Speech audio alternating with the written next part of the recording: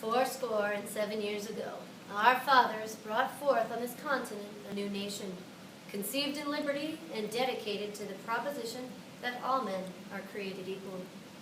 Now we are engaged in a great civil war, testing whether that nation, or any nation so conceived and so dedicated, can long endure. We are met on a great battlefield of that war. We have come to dedicate a portion of that field as a final resting place for those who here gave their lives that nation might live. It is altogether fitting and proper that we should do this. But in a larger sense, we cannot dedicate, we cannot consecrate, we cannot hallow this ground.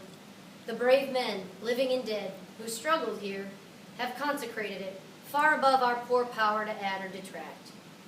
The world will little note, nor long remember what we say here, but it can never forget what they did here. It is for us the living, rather, to be dedicated here to the unfinished work which they who fought here have thus far so nobly advanced. It is rather for us to be here dedicated to the great task remaining before us, that from these honored dead we take increased devotion to that cause for which they gave the last full measure of devotion. That we here highly resolve that these dead shall not have died in vain, that this nation, under God, shall have a new birth of freedom, and that government of the people, by the people, for the people, shall not perish from this earth.